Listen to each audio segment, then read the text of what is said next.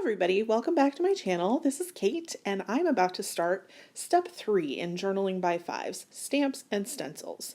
Because I've already used black and white, silver and gold on my backgrounds, I decided to use primary colors for my stamping and stenciling. As you can see, I have red, yellow and blue.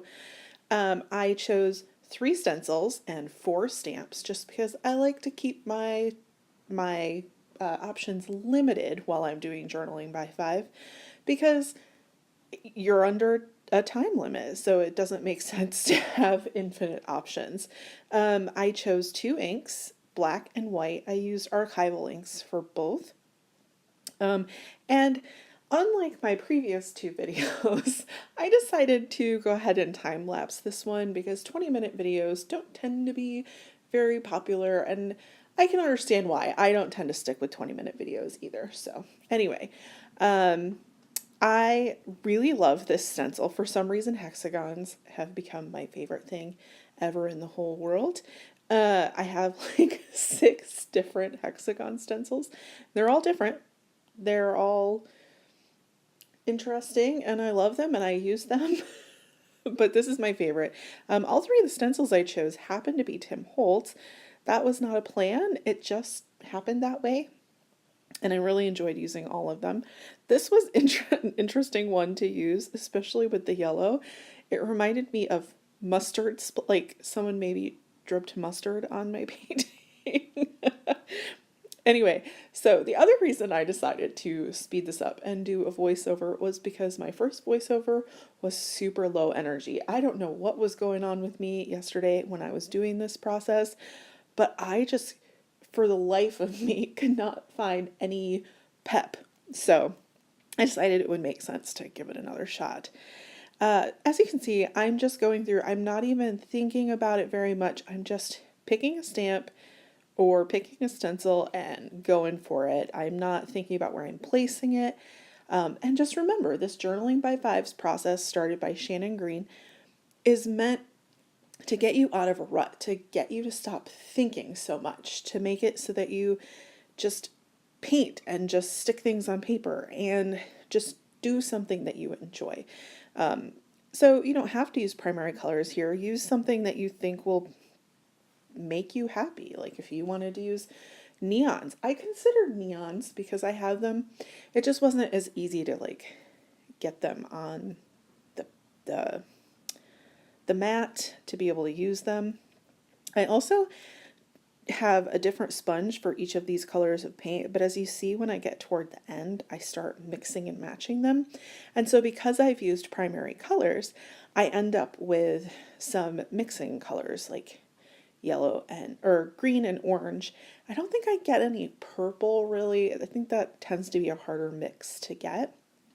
I was actually a little worried that doing the stenciling, because I'm bouncing, that it was going to make the camera shake, but yay, it didn't make the camera shake. One of my favorite parts of this process, and I wish that I had taken some snapshots of my stencils when I got done doing this, was that I created some really cool rainbow effects just on the stencils themselves.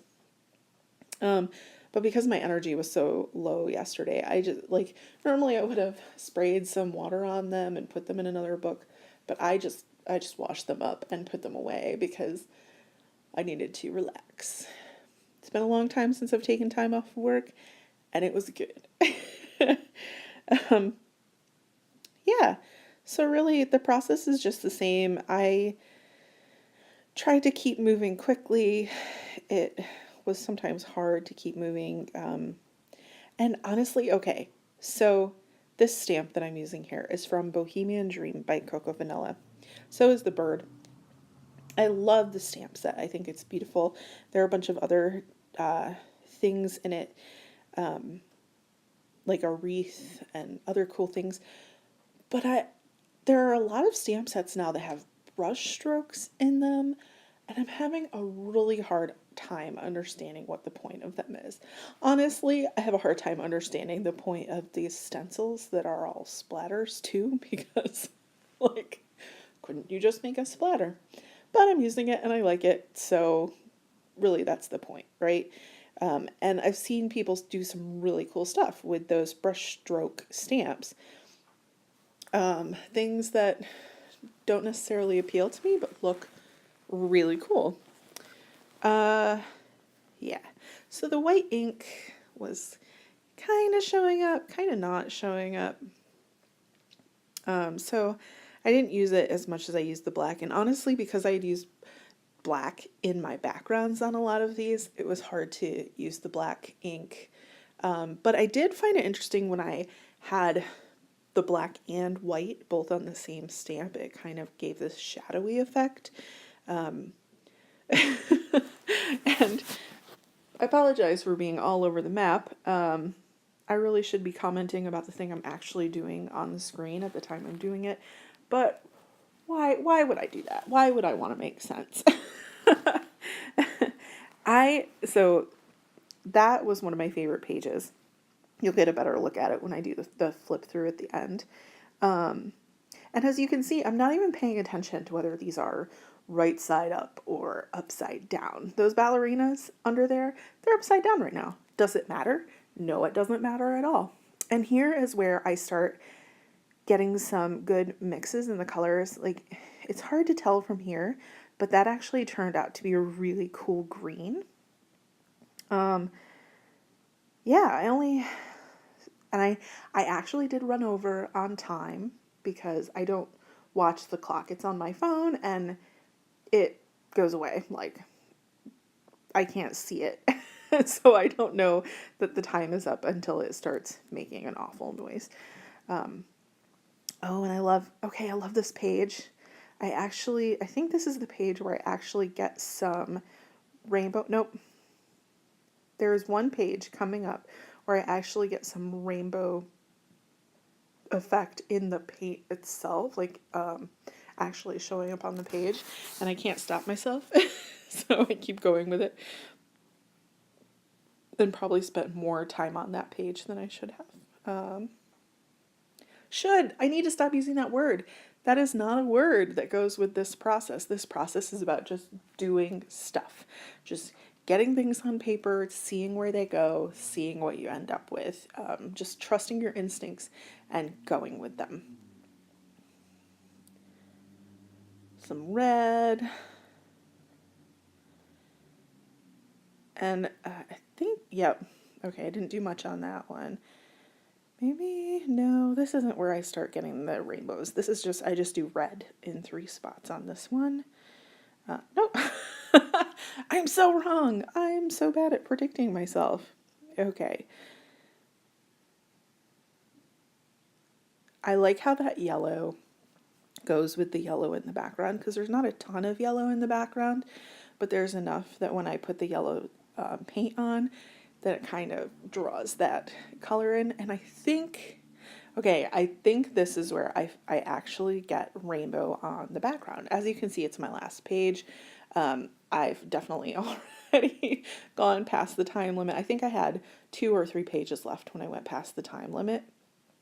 And so I was trying to hurry just so I didn't go over too much. I didn't actually even check how far I went over, but it was probably only 2 to 3 minutes.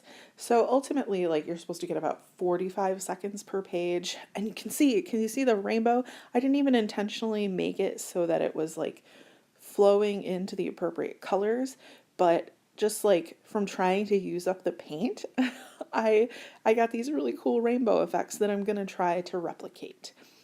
Okay, and now I'm going to finish up with a quick flip through. You can see the stamping and the stenciling coming through on each of the pages.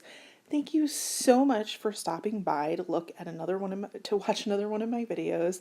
I really appreciate everybody who's watching.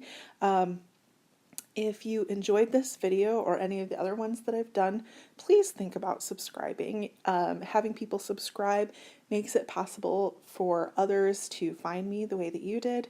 And if you have any questions about this process, I'm going to put my inspirations, Shannon Green and Inky Quill, down below in the video description. And if you want to check out some of my other art, please feel free to stop by my Instagram, which is @Cajilio. Anyway, thank you so much for stopping by. I hope you have a great beginning to this new year and that everything you hope for 2018 comes true.